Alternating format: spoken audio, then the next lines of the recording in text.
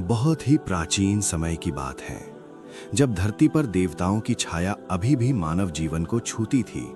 उसी युग में समुद्र और ऊंचे पर्वतों के बीच बसा एक विशाल और समृद्ध राज्य था, सिंधुवन। ये राज्य केवल अपनी संपन्नता के लिए नहीं, बल्कि अपनी प्राकृतिक सुंदरता और आध्यात्मिक शक्ति के लिए भी जाना जाता था। सिंधुवन चारों ओर से घने जंगलों से घिरा हुआ था। उन जंगलों में ऐसे ऐसे वृक्ष थे जिनकी आयु सैकड़ों वर्षों की थी। हवा में हर समय फूलों की सौंधी खुशबू रहती थी। पक्षियों का कलरव सुबह होते ही पूरे राज्य को जगा देता था। खेतों में सोने जैसी फसलें लहराती थीं और किसान संतोष से जीवन जीते थे। लेकिन सिंधुवन की सबसे बड़ी पहचान थी उसकी पवित्र नदी, अमृतसरिता। कहा जाता था कि ये नदी साधारण जलधारा नहीं थी, ये पर्वतों के बीच से निकलकर पूरे राज्य को जीवन देती थी। लोग मानते थे कि इसमें देवताओं का आशीर्वाद बहता है। जो भी सच्चे मन से इस नदी में स्नान करता, उसके दुख कुछ समय के लिए कम हो जाते। इसी सिंधुवन के सिंहासन पर विराजमान थे राजा अजयवर्धन। राजा अजयवर्धन एक समय बहुत ही आदर्श राजा हुआ करते थे। युवावस्था में उन्होंने अपने राज्य की रक्षा के लिए अनेक युद्ध लड़े थे, सीमाओं की रक्षा की, शत्रुओं को पराजित किया और राज्य को सुरक्षित बनाया। लेकिन समय के साथ युद्धों ने उनके हृदय को कठोर बना दिया। अब वे शक्तिशाली तो थे, पर दयालु नहीं रहे थे। उनकी प्रजा उनसे डरती थी। दरबार में न्याय तो मिलता था, लेकिन वो न्याय भय के साथ आता था। गलती करने वालों को कठोर दंड दिया जाता था। राजा का विश्वास था, डर ही शासन की सबसे मजबूत नींव है। राजमहल में अपार धन था। सोने चांदी से जड़े स्तंभ, रेशमी पर्दे, कीमती आभूषण, सब कुछ था। लेकिन राजा के हृदय में एक गहरा खालीपन था। उस खालीपन का कारण था संतान की कमी। राजा अजयवर्धन की पत्नी थी रानी मालविका। वे राजा से बिल्कुल विपरीत स्वभाव की थीं। जहां राजा कठोर थे, वहीं रानी कोमल हृदय वाली थीं। वे प्रजा के दुख को समझती थीं और अक्सर चुपचाप उनकी सहायता कर देती थीं। वर्ष बीत गए, राजमहल में कोई किलकारी नहीं गूंजी। हर उत्सव, हर विजय के बाद राजा का चेहरा कुछ पल के लिए उजला होता, लेकिन फिर वही उदासी लौट आती। उन्हें भय सताने लगा, मेरे बाद ये राज्य किसके हाथ जाएगा। एक रात राजा अजयवर्धन बेचैन होकर महल से निकल पड़े। वे अमृतसरिता नदी के किनारे टहलने लगे।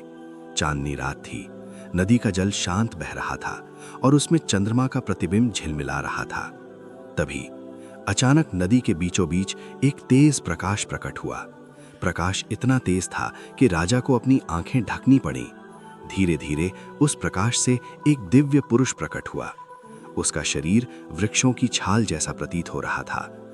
आंखें गहरी हरी थीं और उसकी आवाज में जंगलों की गूंज थी। उसने कहा, डरो मत राजा अजयवर्धन। राजा घबरा गए। वे तलवार खींचने ही वाले थे कि उस दिव्य पुरुष ने हाथ उठाकर उन्हें रोक दिया।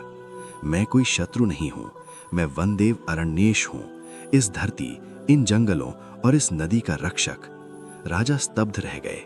उन्होंने पहली बार किसी देव रूप को देखा था। राजा ने अपनी संतान की इच्छा प्रकट की। वनदेव ने कुछ देर राजा को देखा, फिर बोले, मैं तुम्हें पुत्री दूंगा। वो साधारण नहीं होगी, वो इस राज्य की आत्मा बनेगी। राजा के चेहरे पर आशा चमक उठी। लेकिन वनदेव ने आगे कहा, इसके बदले तुम्हें एक वचन देना होगा। राजा ने पूछा, कैसा वचन? वनदेव गंभीर स्वर में बोले, जब वो कन्या 18 वर्ष की होगी, तब उसे 1 वर्ष के लिए मेरे लोक में भेजना होगा। यदि ये वचन टूटा तो अमृतसरिता सूख जाएगी और सिंधुवन बर्बाद हो जाएगा। राजा का हृदय कांप उठा, लेकिन संतान की लालसा ने उनके विवेक को दबा दिया। उन्होंने वचन दे दिया।